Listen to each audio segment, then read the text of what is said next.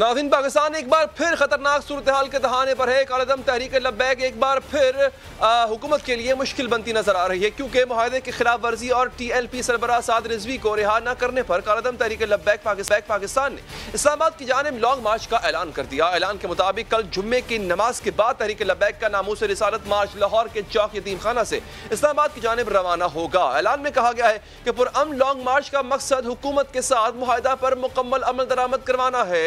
हुकूमत के लिए बेहतर है कि मुआहदे पर मिनोअन अमल करे। रवां बरस अप्रैल में वफाकी हुकूमत और TLP के दरमियान फ्रांसीसी सफीर की मुल्क बदरी के हवाले से मुआहदा किया गया था, लेकिन हुकूमत इस मुआहदे पर अमल नहीं कर सकती थी, जिसके बाद TLP ने 3 दिन पहले ईद मिलादुन्नबी के दिन जुलूस को धरने में तब्दील कर दिया। फ्रांसीसी सफीर की मुल्क बदरी और तहरीक के सरबराह साद रिजवी की रिहाई के लिए तहरीक लब्बैक के कारकुन 3 दिन से धरने पर बैठे, लेकिन हुकूमत का मौक़िफ़ है कि फ्रांसीसी सफीर को किसी सूरत मुल्क से नहीं निकाला जा सकता, क्योंकि ऐसा करने से तमाम यूरोपीय ममालिक पाकिस्तान से नाराज हो जाएंगे। तहरीक लब्बैक के मसले में फ्रांसीसी एम्बेसडर को निकालने का मतलब ये है कि सारी यूरोपीय यूनियन से हम बाहर हो जाएंगे। फ्रांस के एम्बेसडर का मतलब ये है कि हम यूरोपीय यूनियन से आज की दुनिया में अपने तल्लकात कशीदा कर लें, हम आशिक़ रसूल है। अगर किसी ने भी, खा वो PDM हो या TLP हो, अगर किसी ने कानून को हाथ में ना लिया और कानून के दायरे में इhtजाज किया, हम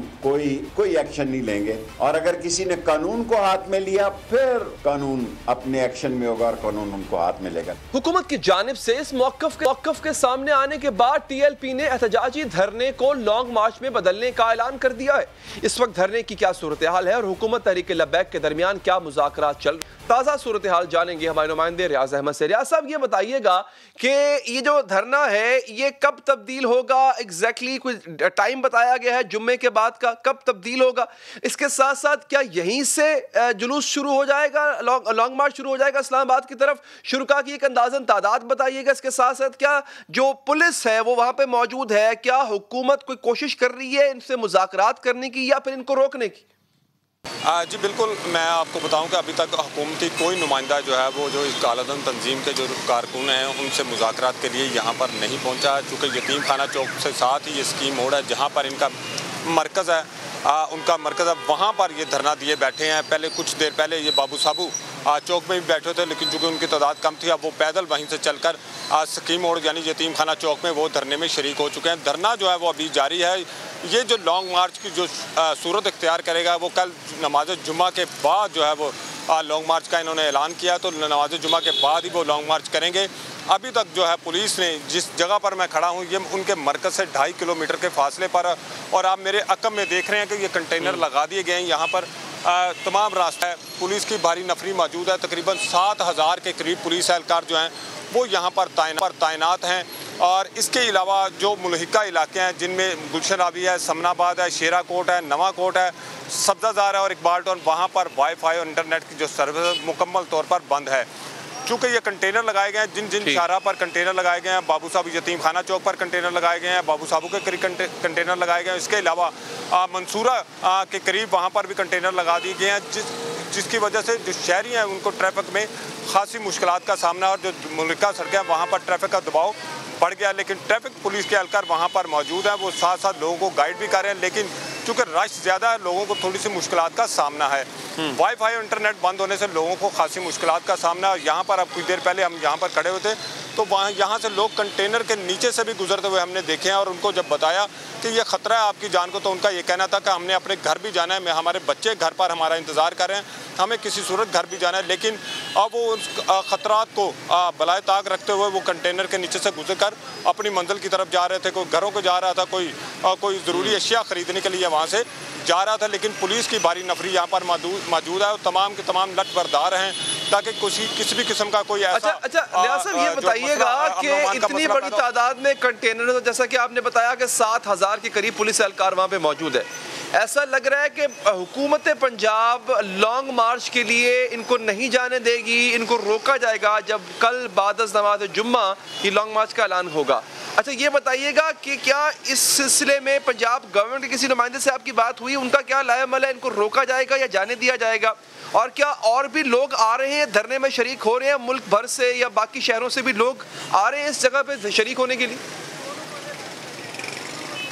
आज बिल्कुल हमने कुछ लोगों को देखा है, वो पैदल भी आ रहे हैं और मोटरसाइकिलों पर भी आ रहे हैं, वो उनके मरकज़ की तरफ जा रहे हैं। लेकिन हुकूमती मैंने जो उनके तर्जमान है कोशिश की है उनसे रब्ता करने की, लेकिन वहाँ उनसे रब्ता नहीं, हुकूमत पंजाब के तर्जमान से रब्ता नहीं हो सका। लेकिन अभी तक कोई भी हुकूमती नुमाइंदा इनसे मुज़ाकरात के लिए नहीं आया। दूसरी तरफ पुलिस अफसरान से मेरी जो बात हुई था उनका ये कहना था कि धरना देना और एहतजाज करना उनका राइट है, लेकिन अगर कोई कानून को हाथ में लेगा तो उसके खिलाफ कानूनी कार्रवाई की जाएगी। लेकिन उनका ये भी कहना था कि अगर हुकूमती पॉलिसी हमें बताया गया कि इनको उठाना है तो हम हुकूमती पॉलिसी को मद्देनज़र रखते हुए इनके खिलाफ कार्रवाई भी करेंगे और इनको जो है वो शाहरा बंद करने पर इनके खिलाफ कानूनी कार्रवाई भी की जाएगी और यहाँ से इनको पकड़कर हवालात में भी बंद किया जा सकता है। लेकिन अगर हुकूमत जो कहेगी उस पर अमल दरामद किया जाएगा। जी अच्छा, धरने के शुरका या यहाँ के मुंतज़मीन से आपकी कोई बात हुई कि जो लॉन्ग मार्च का आगाज़ है वो यहीं से होगा या फिर जो जहाँ पर है मतलब मुल्क के दीगर कोनों से, मुल्क के बाकी हिस्सों से जहाँ पे इस तहरीक के लोग मौजूद हैं वो जहाँ से हैं वहीं से लॉन्ग मार्च का आगाज़ कर देंगे इस्लामाबाद की तरफ?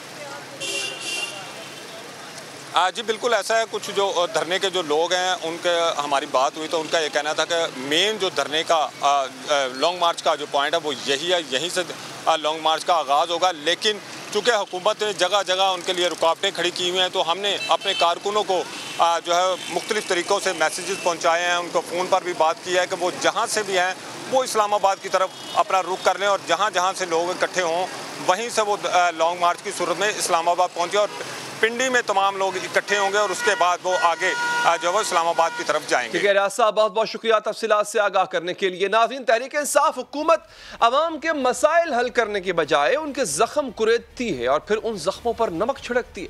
बहरान हल नहीं कर सकती तो बहरान की तारीफें करने लग जाती है। इस वक्त सूरत हाल यह है कि पाकिस्तान महंगाई के एतबार से दुनिया का चौथा मुल्क बन चुका है।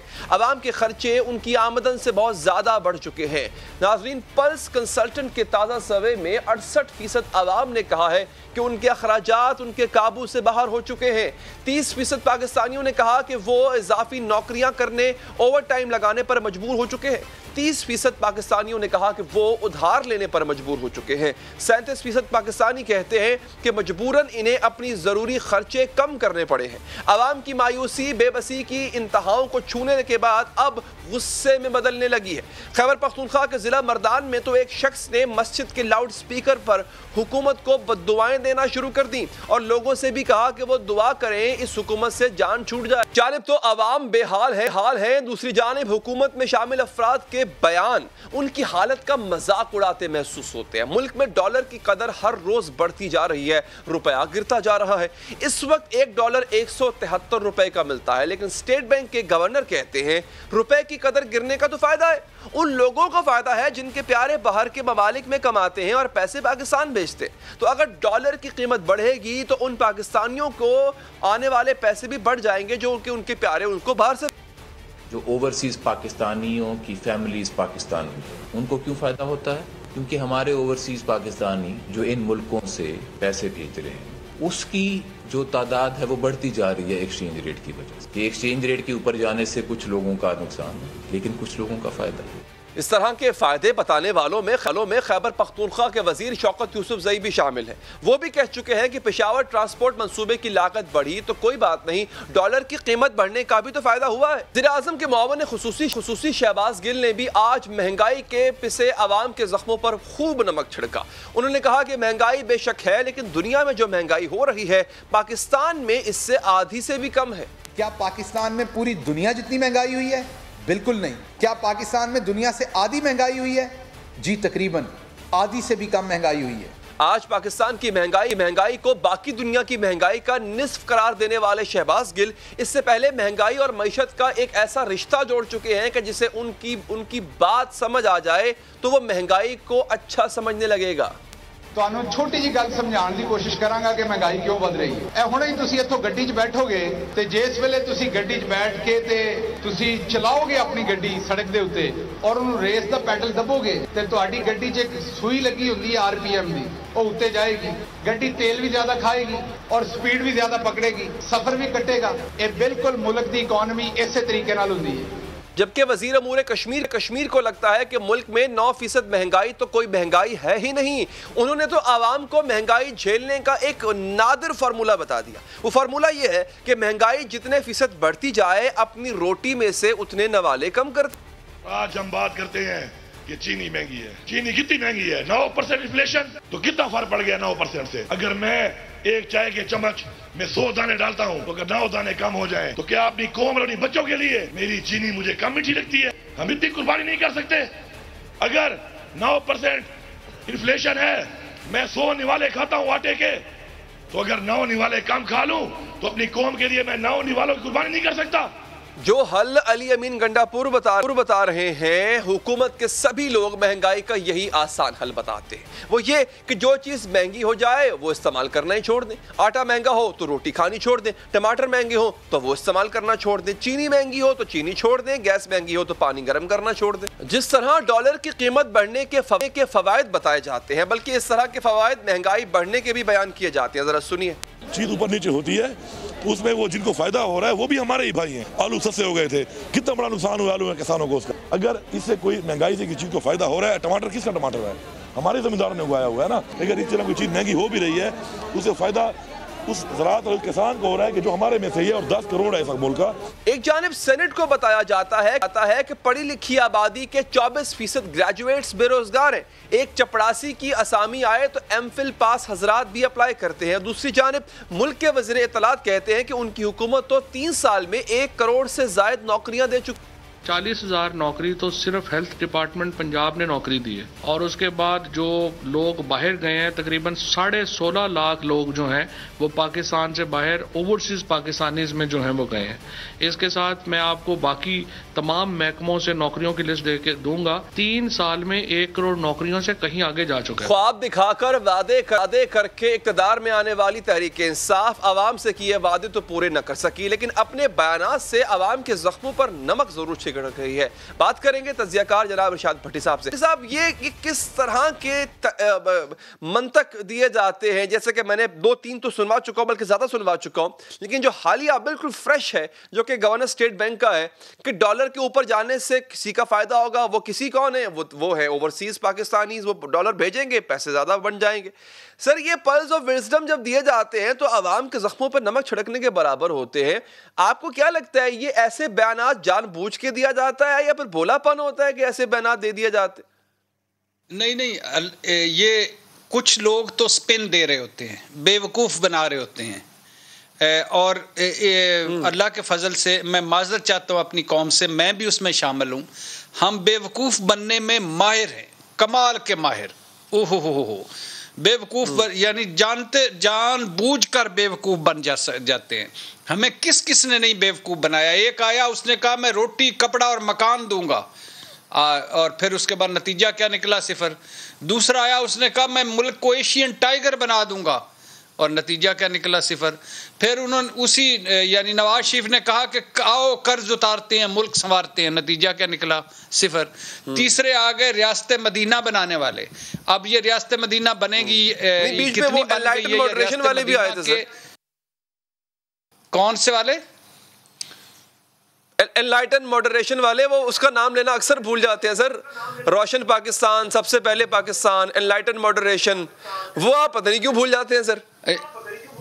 7 नुकाती एजेंडा, हाँ 7 नुकाती, अल्लाह आपका भला करे, शुक्रिया। 7 नुकाती एजेंडा जो था वो भी आया था। और यानी मैं कहने का मकसद है कि कुछ ज़ियाउल हक साहब भी आए थे अपने इस्लाम के साथ, और अयूब खान उससे पहले आए थे अपनी ग्रीन रिफॉर्म्स के साथ। सब आए और सारों ने आके अपना हिस्सा डाला। और आज इनमें से कोई जिंदा होकर दोबारा आ जाए तो हम फिर कहेंगे कदम बढ़ाओ, हम तुम्हारे साथ हैं, तुम्हारी ही ज़रूरत है। तो ये अल्लाह के फजल से एक तो कौम है, कौम का तो वैसे ये हाल है। दूसरी बात ये है कि जैसे आपने फरमाया अब कि ये कोई कह रहा है कि 17 रुपए किलो टमाटर हैं, आप क्यों तंग हैं? कोई कह रहा है कि ये जो फ़ायदा पहुंचेगा ओवरसीज़ को, ये जो डॉलर बढ़ रहा है इंजॉय करो। कोई कह रहा है टमाटर की बजाय दही डाल लो। कोई कहता है 9 वाले चीनी कम और 9 वाले रोटी के काम। कोई कहता है कि गीज़र लग्जरी आइटम है। कोई कहता है कि कुछ कर लो, 2 रोटियों की बजाय 1 रोटी खा लो।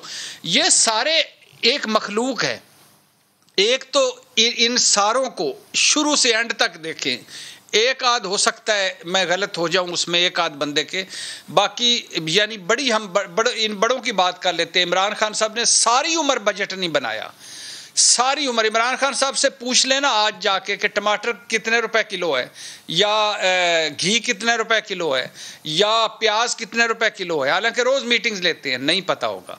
इमरान खान साहब को पूछ लें कि बिजली का बिल कितना आ सकता है अगर एक एसी चले सारा दिन घर में, रात को घंटा 2 घंटा, या हीटर चले, या पंखे ही चलें, या पंखे भी बंद हो गए हैं, लाइटें ही चलें, नहीं पता। इसी तरह मरियम नवाज साहबा, इसी तरह बिलावल भुट्टो साहब, इसी तरह जरदारी साहब, इसी तरह फिर नीचे नवाज शरीफ, ऊपर नवाज शरीफ साहब, शहबाज शरीफ और नीचे पूरे। ये कम्युनिटी है, ब्लेस्ड लोग हैं, इनके नौकर काम करते हैं, नौकरों के भी आगे पहले मैनेजर फिर नौकर, तो लिहाजा ये हम जैसे लगते हैं कि इनकी भी 2 आंखें हैं, इनके भी 2 हाथ हैं, इनके भी 2 फर्क है। ये हो सकता है मैं गलत हूं, ये ऑब्जर्वेशन है। अगेन मैं आपसे डिस्कस कर रहा हूं, ऑब्जर्वेशन इतनी, ये रोटी कपड़ा मकान, कर्ज उतारो, मुल्क संवारो और बड़े इस तरह के जो आती थी, ये एक तो होता है ना, इसके पसे पर्दा कुछ छुपे होता है। बेवकूफ बनाया गया कैसे कि दिखाया कुछ और गया, पसे पर्दा कुछ और था। अच्छा, एक बेवकूफ बनाना और तरीके से होता है सर, वो ये होता है कि आपको बताया जा रहा होता है कि आपको बेवकूफ बना रहे हैं और फिर भी बेवकूफ बनाया जा रहा होता है। ये ज्यादा इंसल्टिंग होता है। अब ये जो मंतक है कि डॉलर का रेट बढ़ने से जो ओवरसीज पाकिस्तानी है वो खुश होंगे क्योंकि वो अपने घर ज्यादा पैसे भिजवा सकते हैं, ये अवाम के मुंह पे उसको बताया जा रहा है, पाकिस्तानी अवाम को, कि हाँ आप बेवकूफ हो और मैं आपको बेवकूफ बना रहा हूं। इस तरह के रवैया ये तो हमें इसी दौर में देखने को मिला सर। नहीं, हर दौर में है, हर दौर में है, आज भी है, आज ज़रा ज़्यादा। ये इसकी वजह यह है कि 2 वजूहात हैं आज जो हमें चीज़ें ज़्यादा लगती। एक, तवक्को नहीं थी इनसे कि 22 साल की स्ट्रगल के बाद इमरान खान आए थे, तवक्को नहीं थी, और तवक्को थी रिफॉर्म्स की, तवक्को थी एहसाब की, तवक्को थी तब्दीली की, बदलाव की, वो इसलिए हमें ज़्यादा लगता है।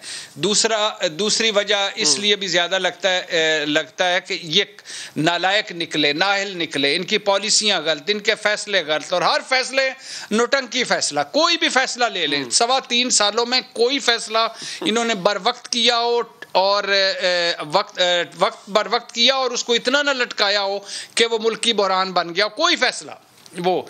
दूसरी बात ये कि अच्छा, ये कल तक बता रहे थे, ये तो चलो डॉलर्स वाला ये छोड़ देना, स्टेट बैंक जो गवर्नर है उनको मुझे नहीं लगता कि वो पॉलिटिकल आदमी हैं या उनके पास पॉलिटिकल सीट है या उनको ऐसी बात करनी चाहिए अखलाकी तौर पर, तो उनको बात ही नहीं करनी चाहिए थी। लेकिन चलो वो एक छोड़ दीजिए। ये हमें बता रहे थे कि हम पूरे खित्ते में वो क्या कहते हैं, सस्ते हैं। अब ये जो इकोनॉमिस्ट की रिपोर्ट आई है उसमें है कि दुनिया पाकिस्तान 4था मुल्क है और पहले 3 कौन से, अर्जेंटीना, तुर्की, ब्राज़ील।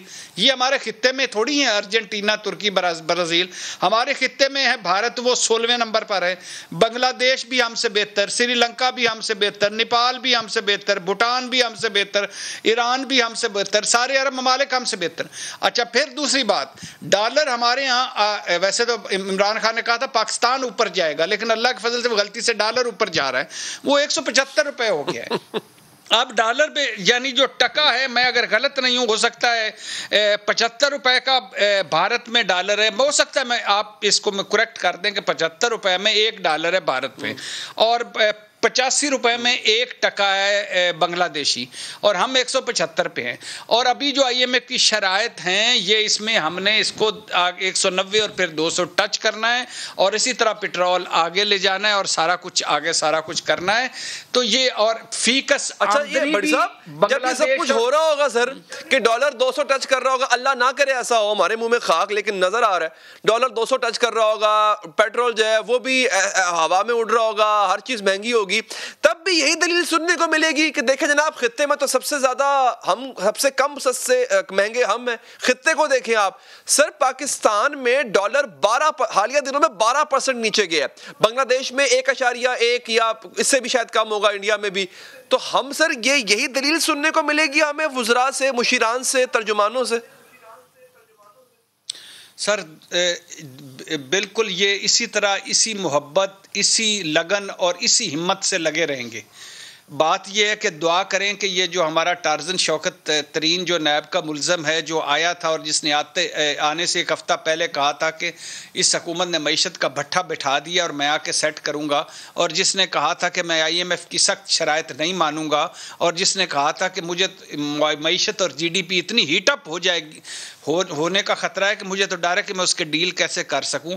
तो दुआ करें कसम से कोई मुआवजा हो जाए कि IMF जो शराइत हैं या हम IMF के प्रोग्राम से निकल आएँ, यानी या तो मुकम्मल एक मरतबा भूख बर्दाश्त कर लें, नंग बर्दाश्त कर लें, या लम्हा बेलम्हा मरना, या IMF की शराइत कम हो जाएँ। इसके अलावा इस गवर्नेंस, इस मुआशी टीम और इन फैसलों से कोई तवक्को नहीं है की। और IMF कह चुका है कि अगले 2 साल जो है मज़ीद महंगाई होगी। वर्ल्ड बैंक कह चुका है कि गुर्बत जो 5% बढ़ी है ये 2 साल में और डबल हो जाएगी। बेरोज़गारी 16 से 24% जो बढ़ी है इससे ज़्यादा हो जाएगी। मिडिल क्लास वो कह चुके हैं श्रिंक होगी, ये मज़ीद श्रिंक होगी। 3 सालों में 52%, सवा साल में 82% और 3 सालों में 52% बिजली की कीमतों में इजाफा हुआ है।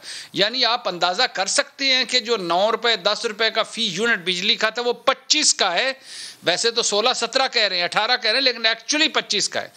कर सकते हैं कि 1600 का घी का 1 किलो जो था 1600 रुपए का, वो 5000 रुपए 1 किलो, सॉरी माज़रत चाहता हूँ, जो 1600 रुपए में आप घी खरीदते थे वो 5000 में आप खरीद रहे हैं। तो मुझे यकीन करें लोग। अच्छा, एक और बड़ी इंटरेस्टिंग चीज है सर बड़ी साहब, ऑपोजिशन को ज्यादा मेहनत नहीं करनी पड़ रही। मतलब अगर फर्ज करें आज इलेक्शन या आज 1 साल के बाद या अपने वक्त पे इलेक्शन होते हैं और यही सूरत हाल खुदा ना खासा रहती है, मैं बार बार कहता हूँ खुदा ना खासा, क्योंकि इसमें मेरे मुल्क का नुकसान, तो सर फिर ऑपोजिशन को तो कोई कैंपेन करने की जरूरत नहीं पड़ेगी, ये तो खुद ही अपने पांव पे कुल्हाड़ी मार चुके। अल्हम्दुलिल्लाह ये एक मुकाबला है। इस मुकाबले में मैं अगर आपसे सवाल करूं कि सब निकम्मी तरीन अपोजिशन है कि निकम्मी तरीन हुकूमत, तो आप भी सोचने पे मजबूर हो जाएं 3.25 साल की कारकर्दगी के बाद कि किसको नंबर ज़्यादा दूं। दोनों निकम्मी तरीन है। अपोजिशन का है आल बचाओ माल बचाओ खाल बचाओ, उनका कोई कंसर्न अवाम नहीं है। ये जो उनका कोई कंसर्न महंगाई नहीं है, उनका कोई कंसर्न बेरोजगारी गुर्बत नहीं है, उनका कोई फोकस्ड हम पे नहीं है, और वो तितर बितर हुए हैं। और जिस तरह आप मुझसे ज़्यादा जानते होंगे या एक जैसे ही जानते होंगे कि जिस तरह वो अपने अपने जुगाड़ में फिर रहे हैं, अपनी अपनी वो चक्रों में फिर रहे हैं, उनका कोई नहीं है। और ऑक्सीजन है वो हुकूमत के लिए। कागज़ों पर इससे मजबूत अपोजिशन मैंने कभी नहीं देखी, और प्रैक्टिकली इससे निकम्मी तरीन नालायक अपोजिशन मैंने कोई नहीं देखी। सेम हुकूमत का हुकूमत अगर कागजों पे देखी जाए तो इमरान खान जिसका हेड हो, और उसके बाद आप देखें उसका कमाल की, यानी आप सोच 22 साल के इमरान खान साहब को सुने तो अजीबो गरीब लगता है इमरान खान साहब का। अब ये अलहदा बात है कि उनके जो वो अभी जो वर्ल्ड कप हो रहा है तो अभी तो वो मीम्स चल रही है कि टीम अच्छा खेले मगर वर्ल्ड कप ना लाए, हमारे लिए पहले वाला ही काफ़ी है। तो अब यानी जो इमरान खान 22 साल स्ट्रगल के बाद इक़्तिदार में आते हैं और क्या आके करते हैं, तो ये एक अजीबो गरीब दोनों ऑक्सीजन है। ये अपोजिशन में यकीन करें अली हैदर कि ये अपोजिशन खड़ी नहीं हो सकती थी 10 साल, जितने इनके पे केसेस थे, जितने कंप्रोमाइज़ थे। लेकिन इमरान खान को दाद दें कि 3 साल में उन्होंने इसको खड़ा कर दिया। और ये जो इमरान खान साहब अगर अपने वादे दामों का 20% भी पूरा कर लेते और ये महंगाई, ये right people for right job होती, कोई होमवर्क होता और कोई थोड़ा सा हुकूमत का जज़ा सज़ा होती, चेक होता, तो ये इमरान खान अगली मर्तबा भी वो इक़्तिदार में आ जाते। लेकिन बात वही है कि दोनों तरफ से एक नालायकी नाहली का मुकाबला जारी है। अब पता नहीं उसमें जीतता कौन है, लेकिन अवाम हार गए हैं। बड़ी साहब बहुत बहुत शुक्रिया आपके कीमती वक्त का। नाज़रीन यहाँ पर एक वक्फा लेंगे, वक्फे के बाद आपको बताएंगे कि पंजाब में सियासी बिसात उलटने को ऑपोजिशन इस वक्त तैयार है। क्या मंजरनामा होगा, पूछेंगे मिफ्ता इस्माइल साहब से। और क्रिप्टो करेंसी की करेंसी बिटकॉइन इस वक्त अपनी बुलंद तरीन सतह पर है, किसने कितना मुनाफा कमाया, कैसे कमाया जाता है, इस पर बात करेंगे वक्फे के बाद।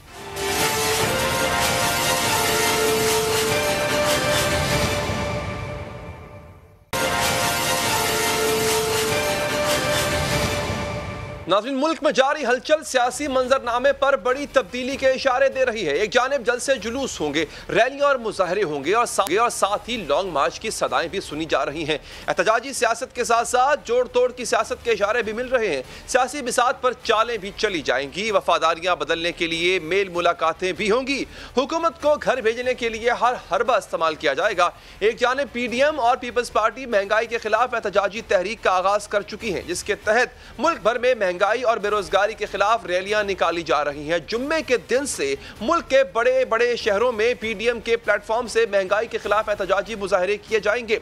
दूसरी जानिब पीपल्स पार्टी और पीडीएम के दरमियान जमी बर्फ पिघलने के आसार भी नजर आ रहे हैं। पीपल्स पार्टी पीडीएम से दबे लहजे में शिकवे शिकायतें कर रही है। हुकूमत के खिलाफ दोबारा साथ चलने के मस्बत इशारे भी दिए जा रहे हैं।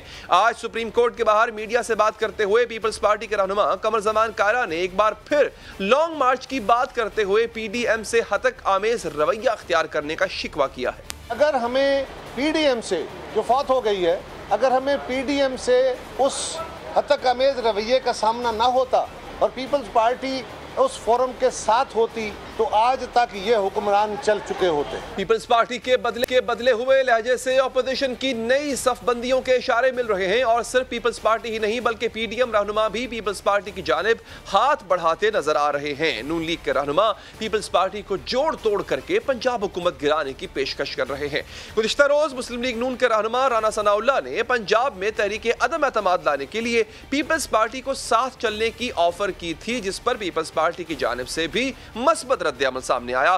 पीपी रहनुमा कमर जमान कायरा ने पेशकश कबूल करते हुए कहा था कि नून लीग पार्टी क़यादत से राब्ता कर पंजाब हुकूमत के साथ वफाकी हुकूमत को भी धक्का देने की तैयारियों में है। हुकूमती इत्तेहादियों को भी तहरीक में शामिल होने की पेशकश की जा रही है। आज मुस्लिम लीग नून के रहनुमा एहसन इकबाल ने मुत्तहिदा कौमी मूवमेंट और मुस्लिम लीग क़ौफ को हुकूमत छोड़ने का मशवरा दिया और सवाल किया कि क्या दोनों जमातों को गरीब और मुतवस्सित तबके की बदहाली नजर नहीं आती। मैं एमक्यूएम से सवाल करता हूँ कि एमक्यूएम खुद को मुतवस्सित तबके की जमात कहती है, क्या उसे कराची के मुतवस्सित और गरीब तबकों की बदहाली नज़र नहीं आ रही? मैं काफ लीग से सवाल करता हूँ, क्या उसे पाकिस्तान की तबाही नज़र नहीं आ रही? अगर ये जमातें हुकूमत के साथ चिपकी रहीं तो वो भी इस हुकूमत की कश्ती के साथ डूब जाएंगी और अवाम इनको भी हुकूमत के तमाम गुनाहों में बराबर का शरीक तस्वर करेंगे। बढ़ती हुई महंगाई और इंतखाबी इस्लाहात के मामले पर एमक्यूएम भी हुकूमत से नाराज नजर आती है और इसी हवाले से मुत्तहिदा ने कराची में पार्लिमानी पार्टी का इजलास भी तलब कर रखा है। यही नहीं बल्कि पीटीआई हुकूमत के अंदर जहांगीर तरीन ग्रुप भी शक्ल में एक बहुत बड़ी दरार मौजूद है और अहम बात यह है कि जहांगीर तरीन पीटीआई हुकूमत से न सिर्फ नाराज है बल्ककि अब पीटीआई हुकूमत से दामन छुड़ाने की तैयारियों में है। अगर नंबर गेम पर नजर डाली जाए तो पंजाब असम्बली के 371 के ऐवान ने मुस्लिम लीग नून के 165 और पीपल्स पार्टी के 7 अराकीन के साथ ऑपोजिशन के पास 173 वोट है, जबकि पीटीआई हुकूमत को 195 अराकीन की हिमायत हासिल है। यानी हुकूमत को ऑपोजिशन के मुकाबले में सिर्फ 22 वोटों की बढ़तरी है और हुकूमत गिराने के लिए ऑपोजिशन को सिर्फ 12 वोटों की जरूरत होगी, जबकि सिर्फ जहांगीर तरीन ग्रुप का ही 30 के करीब अरकान पर मुश्तमिल एक ग्रुप है।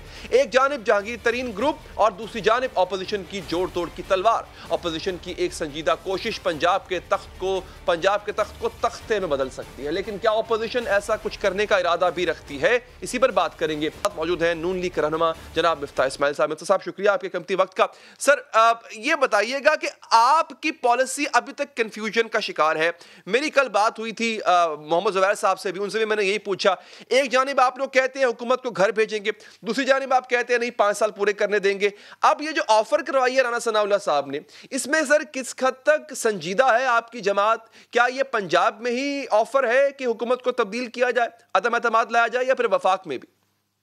देखिए, एक अलग कॉन्टेक्स्ट के अंदर ये बात कही गई है कि 5 साल पूरा करे। हम एक जमहूरी पार्टी हैं। हम ये समझते हैं कि खान साहब इलेक्शन जो थे वो धांधली से आए हैं। हमने अक्सर ये बात करी है कि इलेक्शंस जल्दी से कॉल करने चाहिए। इलेक्शंस जो है वो बेहतरीन हल है इसका। नया हुकूमत जो भी आती है फ्रेश मैंडेट से, खान साहब आते हैं, हम आते हैं, पीपल्स पार्टी आती है, कोई भी आता है, फेयर इलेक्शन में जो भी हुकूमत फ्रेश मैंडेट से आती है वो ही पाकिस्तान को निकाल सकती है, ये हमारी समझ है।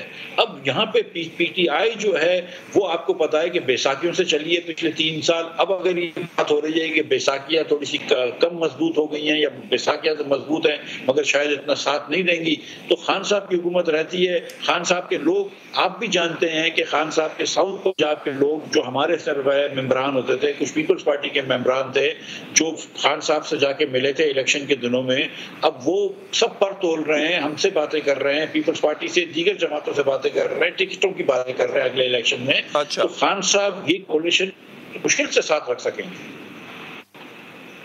अच्छा, मुझे अब जरा इस ऑफर के बारे में बताइए सर। ये राना सनाउल्लाह साहब ने पीपल्स पार्टी को ऑफर दी कि जोड़ तोड़ कर लेते हैं, आपने सुनी होगी वो गुफ्तगू, जोड़ तोड़ कर लेते हैं, और कमर ज़बान कारा साहब ने आज कह दिया कि ठीक है आए नंबर पूरे करते हैं, पंजाब में नंबर पूरे करते हैं। तो सर अब पीपल्स पार्टी कह रही है हम आपको नंबर पूरे करके देते हैं, इत्तेहादियों से भी आप जो हुकूमत के इत्तेहादी हैं कॉफ लीग जैसे उनसे भी आप बात करना चाहते हैं, तो सर ये पंजाब में अब हम क्या अनकरीब तब्दीली देख रहे हैं? ऑफर आपने कर दी, पीपल्स पार्टी ने कबूल कर ली, is there going to be a marriage of convenience now? भाई पहले मैं आपको एक चीज याद दिला दूं कि जब इलेक्शन हुए थे तो 9 सीटें हमारी पीटीआई से ज्यादा थी, जिस तरह भी इलेक्शन थे हमारी 9 सीटें ज्यादा थी। ये जहांगीर तरीन साहब के जादू का कमाल है कि जिसके अंदर ये पीपल्स पार्टी ने पीटीआई ने ये है जो सीटें पूरी करी और फिर क्यू लीग को जोड़ा और दीगर इंडिपेंडेंस को जोड़ा और कुछ भी करके ये आगे ऊपर आए हैं। अब जहांगीर तरीन साहब जो है अब वो जादू उल्टा भी हो सकता है, उनका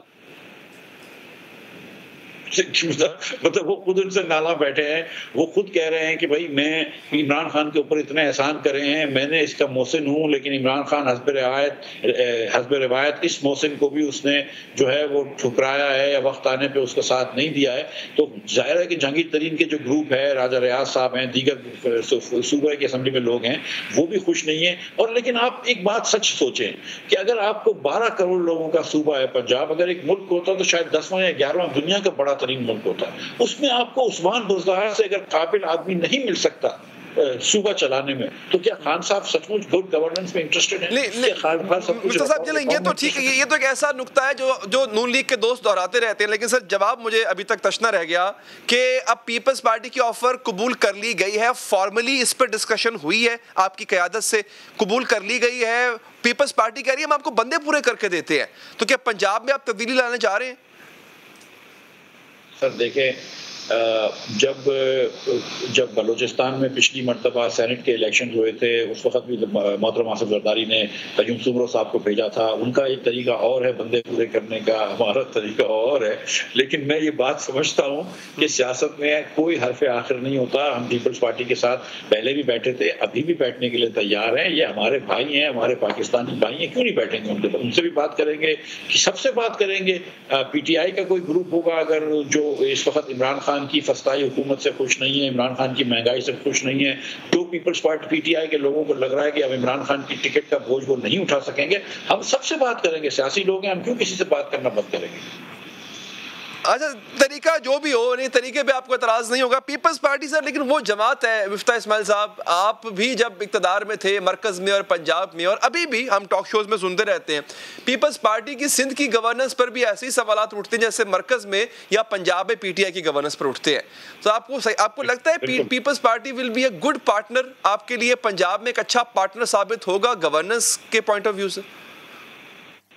देखिए, हम इस वक्त कोई खुदा न खास्ता ये कोई और आगे की बात नहीं कर रहे हैं। आप भी नहीं पूछ रहे थे मुझसे कि हम नेशनल गवर्नमेंट की या यूनाइटेड गवर्नमेंट की या कोलिशन गवर्नमेंट की बात नहीं कर रहे हैं। हम तो एक बात कर रहे हैं, मैं समझ रहा था आप जिस जाविये से बात कर रहे हैं कि कोई नो कॉन्फिडेंस मूव आती है वज़ार साहब के खिलाफ या इमरान खान साहब के खिलाफ, तो उस पर पीपल्स पार्टी भी जाहिर है कि वो उनको वोट देगी, इमरान खान के खिलाफ हम भी देंगे, दीगर लोग भी देंगे, उसकी बात कर रहे हैं। हमारी एक अलग जमात है पीपल्स पार्टी से, उनकी एक अलग जमात है।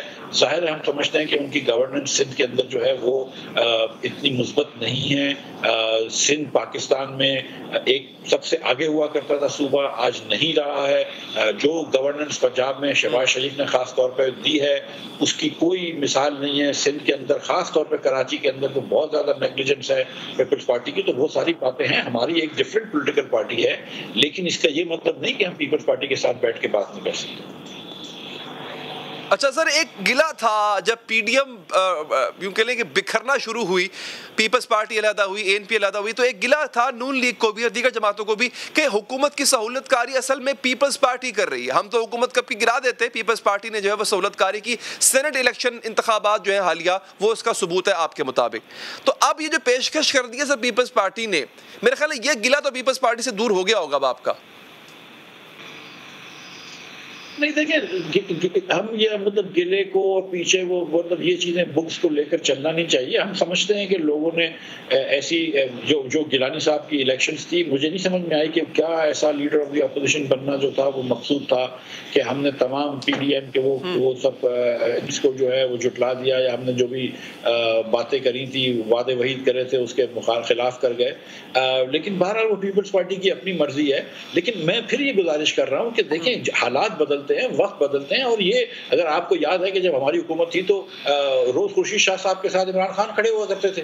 महंगाई पे आखिर पे बात करते हैं सर, ये टारगेटेड सब्सिडी वाली जो बात है, क्या ये हो पाएगी, ये पॉसिबल है? अब हम जब कहते हैं खजाना खाली है, बोझ बढ़ता जा रहा है, ट्रेड डेफिसिट और बजट डेफिसिट वो वाइड होता जा रहा है गैप उसका, तो क्या इसके दौरान हम टारगेटेड सब्सिडी दे सकते हैं? कि आपने जो बात करी, अच्छी बात करी, ट्रेड डेफिसिट वाइड होता जा रहा है। मैं गुजारिश ये करूँ कि ट्रेड डेफिसिट पाकिस्तान की तारीख का सबसे बड़ा ट्रेड डेफिसिट इस साल होगा। पाकिस्तान की तारीख के सबसे ज्यादा इम्पोर्ट होगा इस साल as a percentage of GDP. और ये सच्ची बात यह है कि इस हुकूमत की नाअहली, इनकॉम्पिटेंस जो है, इसकी वजह से हम सारे इस नैच पे पहुंचे हैं। 3 साल कबल अगर आपको याद है तो पाकिस्तान ना सिर्फ खुद कफील था उसमें गंदम में, बल्कि हम एक्सपोर्ट करते थे। ना सिर्फ खुद कफील था चीनी में, हम एक्सपोर्ट करते थे। आज वो दोनों चीजें इंपोर्ट कर रहे हैं। पिछले साल पाकिस्तान में 35 साल में सबसे कम रुई कपास जो है वो उगाई गई है। अगर पाकिस्तान की इकोनॉमी कपास पे चलती है, वीट पे चलती है, अगर हम ये चीज में भी हुकूमत बेसिक इनकॉम्पिटेंस दिखाती है कि जहां मुस्लिम लीग नून खुद कफील छोड़ के गई थी वहां पे आपने इंपोर्टर बना दिया है, तो इस हुकूमत से आप क्या एक्सपेक्ट कर सकते हैं? आप देखें कि बिजली के बिल डबल कर दिए, लेकिन सर्कुलर डेट भी डबल हो गई। गैस के बिल 121% बढ़ा दिए इन्होंने। गैस की कंपनियों ने जितना नुकसान किया इतना जिंदगी में कभी इन्होंने नुकसान नहीं किया था। हर शोबा हाथ है जिंदगी के अंदर खान साहब ने जहां पे हाथ रखा है वहां तनज़्ज़ुली आई है। ओलंपिक गेम से लेकर मतलब फॉरेन पॉलिसी के अंदर हर जगह पे, चाहे वो कश्मीर हो, चाहे फैटफ हो, मतलब कहीं पर खान साहब ने हाथ रखा है वहां पर पाकिस्तान जो है वो पीछे गया है। तो इस किस्म की इनकॉम्पिटेंट हुकूमत जो है ना वो काबिल कबूल नहीं है इस गरीब मुल्क के लिए। हम ये गरीब लोग जो है ना अब खान साहब की महंगाई के मुतहम्मिल नहीं हो सकते। ठीक है मुफ्ती साहब, ये आपका पॉइंट आ गया, बहुत बहुत शुक्रिया। आगे बढ़ेंगे नाज़रीन। क्या अब पाकिस्तान में रुपए पैसे की बजाय एक ऐसी करेंसी इस्तेमाल होगी जो ना देखी जा सकती है और ना ही छुई जा सकती है? क्या मुल्क में खुफिया करेंसी या क्रिप्टो करेंसी का इनकलाब आने वाला है? अदालत ने इस हवाले से बहुत अहम फैसला दिया है। सिंध हाई कोर्ट में क्रिप्टो करेंसी पर पाबंदी के खिलाफ दरख्वास्त की समाअत हुई। समाअत के दौरान FIA और स्टेट बैंक के नुमाइंदे पेश हुए। अदालत ने पूछा कि क्रिप्टो डिजिटल करेंसी किस कानून के तहत काम कर रही है। अदालत को बताया गया कि इस करेंसी को ताहाल रजिस्टर्ड नहीं किया गया। इस पर अदालत ने कहा कि डिजिटल करेंसी को कानून के दायरे इख्तियार में लाना इदारे की जिम्मेदारी है। SECP के वकील ने बताया कि कवानीन में इस करेंसी को रजिस्टर्ड करना मुमकिन नहीं, जिस पर अदालत ने वफाकी सेक्रेटरी खजाना की सरबराही में आला सतही कमेटी बनाने का हुक्म देते हुए 3 माह में रिपोर्ट तलब कर ली। अदालत ने हिदायत की कि क्रिप्टो करेंसी को रेगुलेट करने से मुतालिक तमाम स्टेक होल्डर से मुशावरत की जाए। हमने तो कहा है कि ये लीगल टेंडर नहीं है और कोर्ट ने भी कहा है कि this matters are confidential and sensitive. कैसे लीगल होगा? अभी हम लीगल नहीं कर रहे हैं, उन्होंने कमेटी बनाई है, आपने खुद कोर्ट का ऑर्डर आपने। मगर अब रेगुलेट करने जा रहे हैं आप, ये कह सकते हैं? अब नहीं कह सकते, अभी ये डिसीजन नहीं हुआ। सबसे पहले दुनिया में बार्टर सिस्टम राइज था, यानी चीज के बदले चीज खरीदी जाती थी। फिर तिजारत सोने चांदी में होने लगी, यानी सोना या चांदी दो और इसके एवज चीज खरीदो। फिर कागजी करेंसी ईजाद हुई। इसके बाद करेंसी सिमट कर प्लास्टिक यानी क्रेडिट कार्ड या डेबिट कार्ड में आ गई। फिर डिजिटल करेंसी का दौर आया, यानी मोबाइल एप्लीकेशन या कंप्यूटर पर इंटरनेट के जरिए पैसों का लेन देन किया जाता है। लेकिन दुनिया इससे भी आगे बढ़कर क्रिप्टो करेंसी की तरफ जा रही है। क्रिप्टो करेंसी एक ऐसी करेंसी है जो कोई देख नहीं सकता, ये वर्चुअल करेंसी है जिसकी कोई ज़ाहिरी सूरत नहीं होती। ये सिर्फ कंप्यूटर में एक कोड की सूरत में मौजूद होती है और इनक्रिप्टेड कोड होता है। क्रिप्टो का मतलब होता है खुफिया, यानी क्रिप्टो करेंसी वो रकम होती है जो खुफिया रखी जाती है। सिर्फ वो इसे इस्तेमाल कर सकता है जिसके पास इसे डिक्रिप्ट करने के लिए, डिकोड करने के लिए कोड या तरीकाकार या की मौजूद होती है। यह रिवायती कागजी करेंसी की बजाय मुकम्मल तौर पर ऑनलाइन होती, इसकी खरीदो फरोख्त भी ऑनलाइन ही होती है। यह करेंसी ऐसी ऑनलाइन एक्सचेंज से हासिल की जा सकती है जो क्रिप्टो करेंसी का कारोबार करती है। क्रिप्टो करेंसी ऐसी डिजिटल करेंसी है जिसे बाकायदा तौर पर रेगुलेट करने का कोई इदारा नहीं है। आमतौर पर हम जो भी करेंसी इस्तेमाल करते हैं वो हमारे मुल्क के स्टेट बैंक ने ही छापी होती है और स्टेट बैंक ने ही जारी की होती है। लेकिन क्रिप्टो करेंसी में कोई हुकूमत, कोई स्टेट बैंक, कोई इदारा दरमियान में नहीं होता। जैसे पैसों को आपके बटुए में रखते हैं, इसी तरह से क्रिप्टो करेंसी को आप एक बटुए में रखा जाता है जिसे डिजिटल वॉलेट या डिजिटल बटुआ कहा जाता है। दुनिया की पहली क्रिप्टो करेंसी बिटकॉइन थी जो 2009 में एक गुमनाम शख्स से शुरू की थी और वो अब तक ही गुमनाम है। लेकिन इसकी लाई करेंसी इतनी मकबूल हो चुकी है कि इस वक्त एक बिटकॉइन $63,658 का है। पाकिस्तानी रुपयों में बात करें तो एक बिटकॉइन, सिर्फ एक बिटकॉइन नाजरीन, 1,10,20,860 रुपए का है। अब मजीद क्रिप्टो करेंसीज भी मार्केट में आ चुकी हैं जिसमें लाइट कॉइन है, इथीरियम है और इसके साथ साथ डॉज कॉइन है, बेशुमार कॉइन्स है। फेसबुक भी अपनी क्रिप्टो करेंसी लाने का इरादा रखती है। एल साल्वाडोर में तो बिटकॉइन को कानूनी करेंसी की हैसियत दे दी। El Salvador is about to become the first country in the world to use Bitcoin as legal tender. It will run as another option alongside the current currency, the US dollar. जैसे मुख्तलिफ ममालिक की currency in ममालिक के central bank छापते हैं, इसी तरह से क्रिप्टो करेंसी को छापा नहीं जाता बल्कि इसकी माइनिंग की जाती है। माइनिंग ये है कि दुनिया भर में फैले अफराद अपने कंप्यूटर्स को एक नेटवर्क से मुंसलिक कर देते हैं और क्रिप्टो करेंसी में जितना भी लेन देन होता है इसका रिकॉर्ड इन कंप्यूटर्स पर रखा जाता है। यानी इस लेन देन का रिकॉर्ड किसी मरकजी जगह पर नहीं होता बल्कि तमाम कंप्यूटर्स पर रिकॉर्ड होता है। और चूंकि इस कंप्यूटर के इस्तेमाल में कंप्यूटर की ताकत इस्तेमाल होती है, बिजली इस्तेमाल होती रहती है, तो यह खिदमात फराहम करने के एवज कंप्यूटर के मालिक को भी क्रिप्टो करेंसी दी जाती है बतौर फीस या बतौर इनाम। जो जितनी ज्यादा खिदमात फराहम करेगा उतनी ही ज्यादा इसे क्रिप्टो करेंसी मिलेगी। इसी वजह से क्रिप्टो करेंसी की माइनिंग भी एक कारोबार की शक्ल इख्तियार कर चुकी है। यह तहकीक भी खबरों की जीनत बनी कि ईरान अपने खिलाफ लगी पाबंदियों का तोड़ करने के लिए बिटकॉइन की माइनिंग कर रहा है। खैबर पख्तूनख्वा हुकूमत ने भी माइनिंग फॉर्म बनाने का मंसूबा बनाया था। एक साल में क्रिप्टो करेंसी की मार्केट का हुजम तकरीबन 2 खरब अमरीकी डॉलर्स तक पहुंच चुका है। लेकिन पाकिस्तान में इसका क्या मुस्तकबिल है, बात करेंगे। हमारे साथ क्रिप्टो करेंसी के बाद हैं ऑन बुखारी। सैयद ऑन, बहुत शुक्रिया आपका। मुझे ये बताइएगा, इसका तो ओरिजिन है, जरूरत क्यों पेश आई कि क्रिप्टो करेंसी इजाद हो, एक। दूसरा ये कि इसका फायदा क्या हो रहा है लोगों को, जो लोग इसको इस्तेमाल कर रहे हैं या रख रहे हैं बतौर एसेट, इसका फायदा उनको क्या हो रहा है? क्रिप्टो करेंसी को समझने के लिए सबसे पहले आपको अपनी पेपर करेंसी समझनी पड़ेगी। अच्छा, ठीक है। यानी अगर आप क्रिप्टो करेंसी को समझना चाहते हैं तो पहले अगर आपको आपकी पेपर मनी, यानी वो करेंसी जो कि हुकूमत की तरफ से इशू करता है, स्टेट बैंक ने जो इशू की है, अगर आप उसको समझ जाएंगे तो आप क्रिप्टो करेंसी को समझ सकेंगे। ठीक है। देखिए अली भाई, किसी भी चीज में कितनी खूबियां और कितनी खामियां हैं, इसका ज्यादा अंदाजा आपको तब होता है अगर उसी नौइयत की एक और चीज मार्केट में आ जाए। हाँ, उसका ऑल्टरनेट मौजूद, उसका ऑल्टरनेट मौजूद, बिल्कुल ठीक। और आप देखेंगे दुनिया में हर चीज का ऑल्टरनेट मौजूद था, वाहिद एक करेंसी थी कि जिसका कोई ऑल्टरनेट मौजूद नहीं था। तो क्रिप्टो करेंसी 2008 के बाद जब डेवलप की गई तो पहली दफा दुनिया को एक ऑल्टरनेट मिला, एक ऑल्टरनेट करेंसी मिली और पता लगा कि हमारे करंट इकोनॉमिक सिस्टम में और इस करेंसी में जो कि स्टेट बैंक की तरफ से इशू की जाती है, इसमें क्या खामियां हैं। तो जैसे जैसे दुनिया को इसका पता चलता गया और ये भी पता लग गया कि क्रिप्टो करेंसी के अंदर कौन सी ऐसी खूबियां हैं। अच्छा, इसमें क्या खामी है और उसमें खूबी क्या है? देखिए अली भाई, मैं यहाँ पे आपको बताऊंगा। देखिए एक थोड़ा सा, अगर मुझे 2 मिनट देंगे, किसी भी चीज का तायुन क्या चीज करती है कि उसकी अवेलेबल सप्लाई कितनी है। ठीक हो गया। और जिसके पास उसकी सप्लाई का कंट्रोल है, उस चीज की सप्लाई का, उसके पास उस चीज का कंट्रोल है। ठीक है। तो पेपर करेंसी जो कि हुकूमत की तरफ से इशू की जाती है, हुकूमत नेशनल इंटरेस्ट में और बड़े बड़े प्रोजेक्ट्स बनाने के लिए, जंगें लड़ने के लिए, पुल तामीर करने के लिए करेंसी को सदियों से हुकूमतें मैनिपुलेट करती आई हैं, छाप भी देती हैं जितना। जी बिल्कुल, ठीक। 2008 के रिसेशन में, ये वो रिसेशन है कि जो चंद बैंकर्स की वजह से दुनिया ने सफर किया बहुत ज्यादा, और बहुत से लोगों ने अपनी नौकरियां खोई इसमें, और तकरीबन पूरे मुल्क और शहर जो है वो बैंकरप्सी के करीब आ चुके थे। इसके बाद इतना पैसा छापा गया, यानी आप यूएस डॉलर की कदर में बहुत कमी आई, ब्रिटिश पाउंड की कदर में बहुत कमी आई, इन्फ्लेशन बढ़ी। एग्जैक्टली।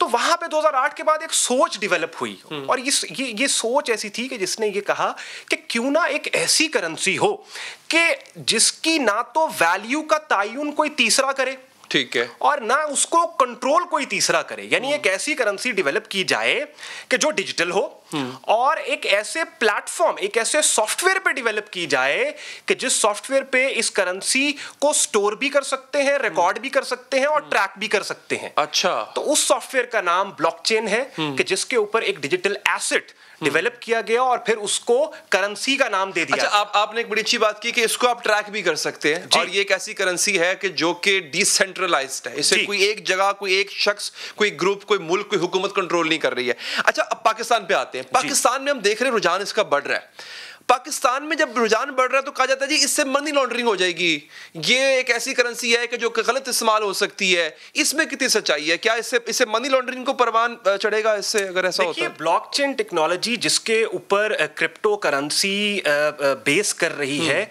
इससे ज्यादा दुनिया में ट्रांसपेरेंट टेक्नोलॉजी कोई नहीं है। अच्छा, इस पे आप, ये पब्लिकली अवेलेबल लेजर है और it is the most traceable laser.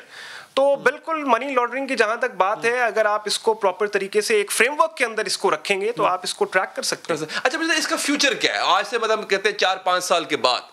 जी ये अब डिजिटल करेंसी हो क्या रहा है? मैंने देखा पढ़ा कि एल साल्वाडोर एक मुल्क है, उसने इसको एज अ लीगल टेंडर अपना लिया है इस मुल्क को, और भी मुल्क अपना रहे हैं इसको। अच्छा, इसका फ्यूचर क्या है? ये होगा जिस तरह हम आम करेंसी इस्तेमाल करते हैं, दुकान पर जाते हैं, चीज खरीद लेते हैं, क्या इस करेंसी के जरिए हम इस तरह से चीजें खरीद सकेंगे? जी, यहां पे मैं आपको 2 बातें बताऊंगा। एक, पहली चीज तो देखिए ये है कि ये एक ऐसी इन्वेस्टमेंट अपॉर्चुनिटी है, एक ऐसी करेंसी है कि जिसकी डिमांड सिर्फ पाकिस्तान की हद तक या एशिया की हद तक नहीं है। आज अगर पाकिस्तान में एक पाकिस्तानी क्रिप्टो करेंसी में इन्वेस्ट कर रहा है तो वो एक ऐसी इन्वेस्टमेंट अपॉर्चुनिटी कैश एसेट के तौर पे एक ऐसे एसेट में इन्वेस्ट कर रहा है कि जिसकी डिमांड पूरी दुनिया में है और आगे बढ़ेगी। ठीक है। और दूसरी चीज ये है कि क्योंकि ये करेंसी, क्रिप्टो करेंसी कंपैटिटर है आपकी ट्रेडिशनल करेंसी की, तो बहुत से एस्पेक्ट में ये बेहतर है। और आगे आने 5-6 सालों में आप देखेंगे कि लोकल स्टोर्स वाले भी क्रिप्टो करेंसी में पेमेंट्स ले रहे हैं। हुकूमतें इसके खिलाफ क्यों है? मतलब हम देख, चाइना ने इसको बैन किया। अच्छा, पाकिस्तान में भी अभी तक इसको हम देख रहे हैं कि इसको कोई मैकेनिज्म नहीं है रेगुलेट करने का। इसको हुकूमतें क्यों नहीं चाहती हैं, इसको अडॉप्ट क्यों नहीं कर रही हैं? इसके पीछे क्या हकीकत है? देखिए अली भाई, मैं यहाँ पे थोड़ा सा एक बात कहूँगा कि देखिए, हुकूमतों के पास, किसी भी दुनिया में किसी भी मुल्क के पास सबसे जो लीथल वेपन है या सबसे बड़ा हथियार है अपने पावर में रहने के लिए या आवाम को कंट्रोल करने के लिए, वो उनकी फोर्स या बम या न्यूक्लियर एसेट्स नहीं है, बल्कि उस मुल्क की करेंसी है, उस मुल्क की इकोनॉमी है। क्रिप्टो करेंसी जो कि चैलेंज कर रही है आज डायरेक्टली हुकूमत की इशू करदा करेंसी को, तो अगर मैं इसकी छोटी सी आपको मिसाल देता हूं कि अगर दुनिया में चंद फीसद आबादी ने 5% भी अपनी नेटवर्थ को क्रिप्टो में कन्वर्ट कर दिया, तो हो सकता है कि पूरे इस पे मुल्क बैंकरप्ट हो जाए। अच्छा जी, यानी इसमें इतना पोटेंशियल है। लेकिन अगेन वही वाली बात है ना कि ये क्या, अगर ये बढ़ जाती है क्रिप्टो करेंसी, तो लोग इसको एज एसेट, एज सरमाया यूज कर रहे हैं। क्योंकि आज से 10 साल पहले जो क्रिप्टो की वैल्यू थी, बिटकॉइन की लेट से वैल्यू थी, आज अपने हाई पे गया हुआ है, उसकी वैल्यू वो नहीं है, वो आगे ही गया है। हम देखते हैं करेंसी में, जो मैं आज पहले मुझे याद है दम 1000 रुपया हमारे जेब में होता था 10 साल पहले, तो बड़ी यार 1000 रुपये की बड़ी वैल्यू है। आज 1000 रुपया कहाँ जाता है पता नहीं चलता, फिएट की वो वैल्यू नहीं रहेगी। मुझे ये बताइएगा कि ये इसका जो फ्यूचर है, क्या ये जो फिएट करेंसी है, कागज वाली पेपर करेंसी, क्या इसको खत्म कर देगा ये? नहीं, देखिए यहाँ पे समझने वाली बात है कि फिएट करेंसी की जो डिवैल्यूएशन और अभी हाल ही में अभी डॉलर की सिचुएशन आप देख रहे हैं, सबसे बड़ी इसकी वजह, हमारे पास मजीद टाइम होता है but thank you very much for coming. नाज़रीन, प्रोग्राम का वक्त यहाँ पर खत्म हो जाता है, मुझे दीजिए इजाजत, अल्लाह ने के बाद।